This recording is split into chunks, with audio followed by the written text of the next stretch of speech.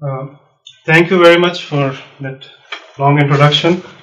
As mentioned, today my topic of this lecture is integrating Waqf and Islamic finance. Unfortunately I don't have the luxury of showing you the slides on screen.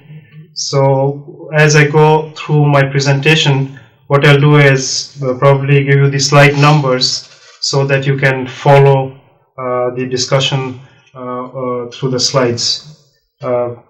Today's lecture, the agenda, I'm going to slide 2 now.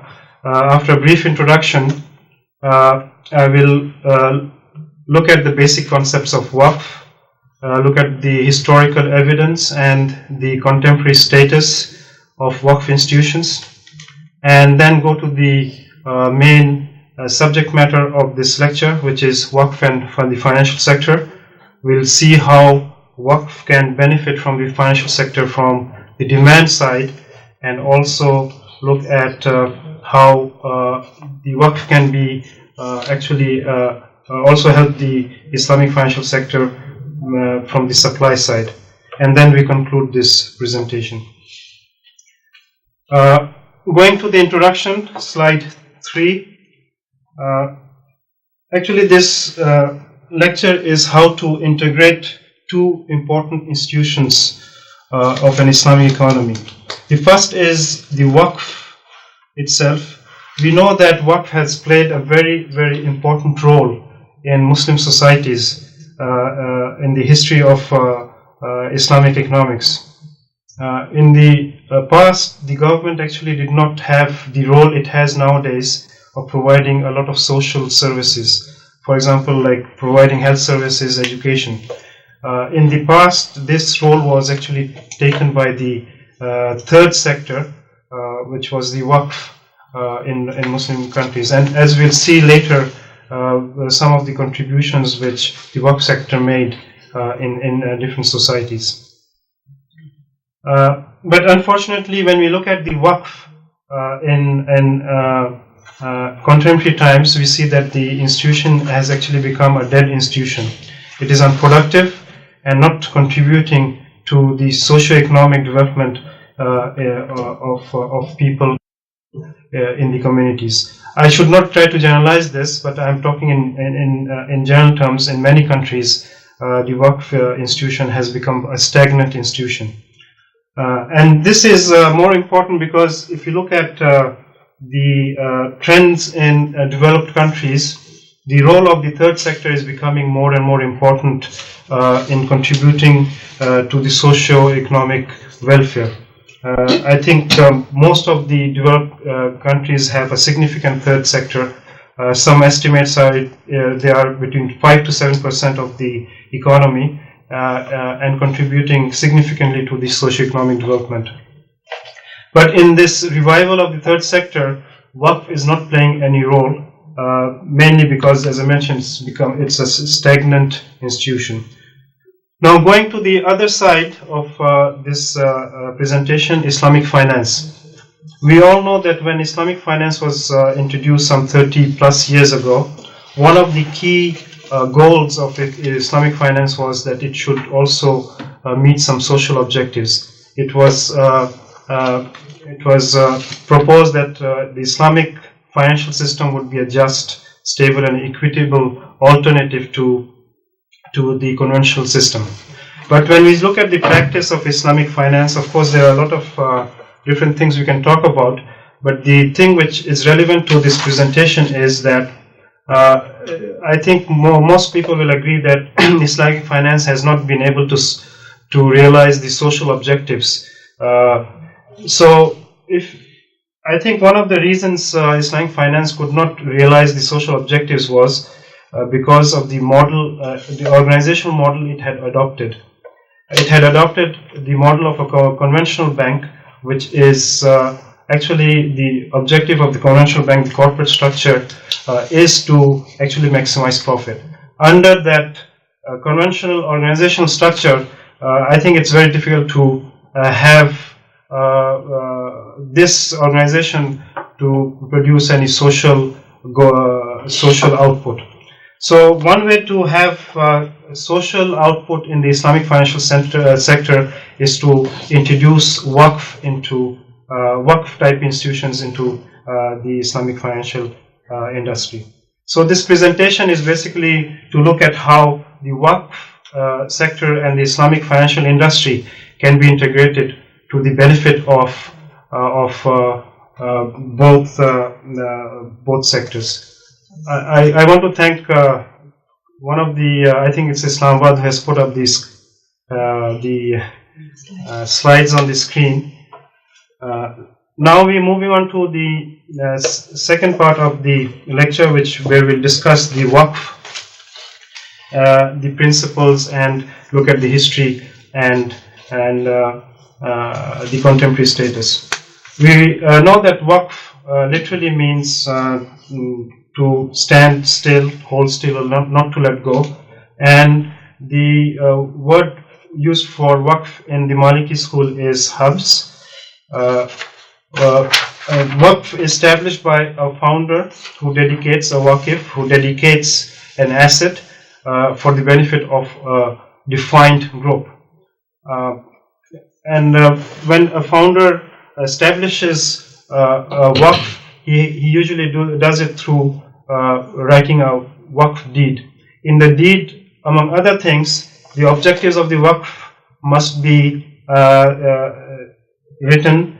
The way the revenues and fruits and services of the waqf is used has to be specified, and also, among others, the management process and the procedures of succession of managers, or the mutawalli as it's called, it has to be specified. So basically the waqf deed is the law or the document which governs all the specifications of waqf, the beneficiaries, how the income is used, how it is going to be managed or governed. Everything is included in this waqf deed. So the waqf deed is a very important document for actually establishing and functioning of a waqf. The important features of waqf is that it has to be created for what is called a very good intention. It cannot contradict the principles of Sharia, and because the asset is dedicated and the person who creates a waqf actually forfeits the ownership rights of this asset, the fuqaha have interpreted this as if the ownership of the asset dedicated as waqf is owned by Allah Himself. Waqf is usually perpetual. It is dedicated for eternity.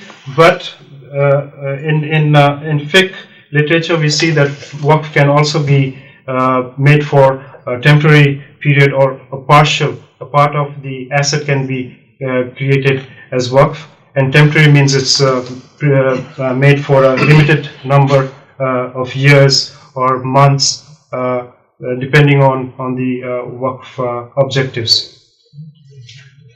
There are different types of waqf that can be created. One is the public or philanthropic waqf, khairi or aam. The second type is for family or private, the ahli or khas type. Mixed is the mixed type of waqf, includes both public aspects and private aspects. So there's a philanthropic component to it, and a part of it goes to the family members. And waqf can be created. Other way to look at the waqf institution is to look at how it is used. It can be used for religious purposes or for charitable or social purposes. Now, if you go to slide number 9, it gives you the different classifications of waqf, where we have classified the waqf according to religious and philanthropic objectives, and then we have classification according to family waqf and for general public use. And we see that the religious and family type A waqf is not too common. We don't have religious waqf dedicated to family only. The only thing I could think of was some tombs or mazars, as they call it, in the Indian subcontinent. Type B is a philanthropic waqf which is dedicated to family members. So the beneficiaries in a philanthropic work on type B Waqf would be only the family members, not the public. Then we have religious Waqf, which is dedicated for general public. This includes mosques and graveyards, religious establishments. And then we have Waqf, which are dedicated for public use for philanthropic purposes, and this is the Waqf for enhancing the welfare. Now, if you look at in the history, and we'll be looking at some numbers, that in the history of Islamic societies, the type D Waqf actually used to dominate. And this type D Waqf used to provide a lot of the services, social services to the Muslim societies.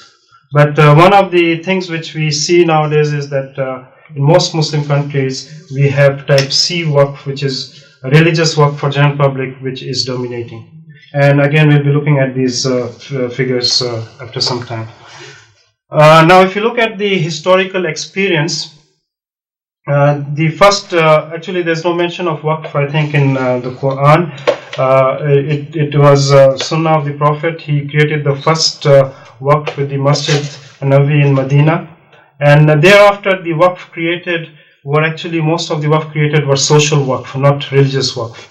And among the two most cited examples of social Waqf are the Waqf created by Umar bin Khattab when he dedicated the land of Khaybar for social objectives, and the other Waqf was created by Uthman bin Affan well in Medina, where actually when the Muslims migrated from Mecca to Medina, there was scarcity of water, and actually there was a well, but the water was being sold. So the Prophet asked one of the companions to buy this well and dedicate it for free use for the community. And Uthman bin Affan bought this well and dedicated the well for community, and the water was given away free to the community. So the main thing here is that, of course, the first Waqf created was a religious Waqf by the Prophet himself, but thereafter most of the Waqf created were for social purposes. And we see that in the history of Muslim countries, Waqf played a very important role in providing a lot of social services. This includes public utilities, education, research, health. And if you go and study the Waqf, you'll find that there are so many interesting cases of Waqf where Waqf were created not only for people but also for animals. There were Waqf created to support sick horses. And the other important thing is that Waqf was not only created with real estate as is conceived now. There were property, Waqf created with property, cash, grains of seed, and other things. As a result of this long history of Waqf, we see that towards the 18th and 19th century, or even the early 20th century, a large portion of the land in Muslim societies actually were dedicated to Waqf. And some of the statistics which I give on page 10 is that we see that when the Ottoman Empire was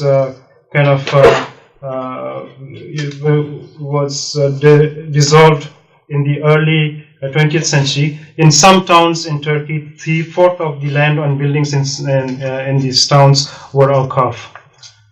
And in many Muslim countries, including Egypt, 1/3 of the cultivable land was actually dedicated to Waqf. And there was an interesting survey which was done in Palestine in the beginning of 20th century, and this is actually during the Ottoman period. There were in Palestine 233 Waqf deeds were recorded, and compared to only 92 private ownership deeds. So we see that the Waqf deeds actually exceeded the private ownership deeds in Palestine. The other interesting thing is that there were in Al-Quds in Jerusalem, there were 64 operating schools supported by Waqaf. And incidentally, these 64 schools were more than the number of mosques in Al-Quds. So the main point is that we see that Waqaf, the social Waqf, played a very, very important role in the history of Muslim societies and supported a lot of the socio-economic infrastructure in these economies. But if you look at the Waqf, status of Waqf during contemporary times, again, I don't want to generalize, but I can say that in many countries, the concept of Waqf has actually become stagnant, or I would say actually dead, both as a concept and in practice. The concept of Waqf has been corrupted. People think that Waqf can only be created for religious purposes, to create mosques and graveyards. And the other misconception is that Waqf can only be created in real estate. The fact that Waqf was created in cash, can be created in cash is not, actually in many countries the laws also do not allow you to create Waqf with cash. And there is a lack of awareness that Waqf can be a productive asset, an organization used for socio-economic development. The result is that in many countries, Waqf, no new Waqf are being created for socio-economic purposes. What happens is if Muslims want to create something like a Waqf, they create other institutions like foundations and trusts. There's no problem in creating foundations and Waqf and trusts, but the main thing is that the Waqf have some special features which may not be covered under the laws which govern foundations and trusts. There is a lack of institutional and organization development and the lack of supporting institutions, and the result has been that Waqf has become stagnant, and as I said, I would use the word dead institutions which are not productive. There are actually assets which have blocked productive involvement from the communities. They cannot be used for social purposes because they are not developed, and because it's Waqf, it cannot be also used for private purposes. The result is that a lot of Waqf assets are being lost, and also the ones which exist, they are not performing the desired goals of enhancing socio-economic development. Now, before we move on to the financial sector and Waqf, I just want to give some fatwas, contemporary fatwas on Waqf. There is nothing in Nas, Quran and Sunnah which governs what should be the principles behind Waqf.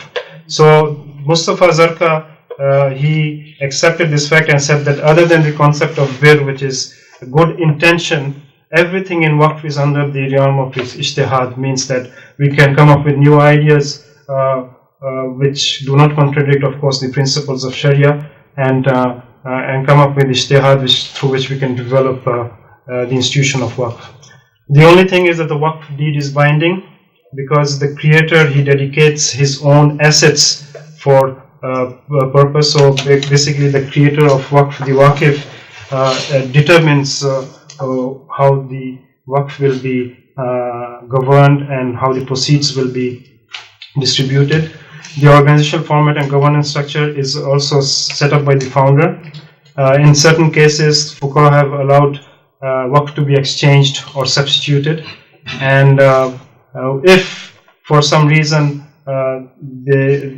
there's a Waqf property, there's a loss of Waqf deed, or if the beneficiaries of the Waqf do not exist anymore, the default of a Waqf is that the proceeds should be used for poor and needy. So these are some of the basic fatwas on Waqf. So we see that there is a great opportunity of using Waqf for different purposes. The only thing is that the purpose should be good, should not contradict the principles of Sharia. So we move to the second, the actual main component of this lecture, which is to integrate Waqf and the financial sector. This is only one aspect of developing Waqf. As I mentioned, Waqf is is in a very dire state, and there are a lot of other issues which need to be addressed to, in some ways,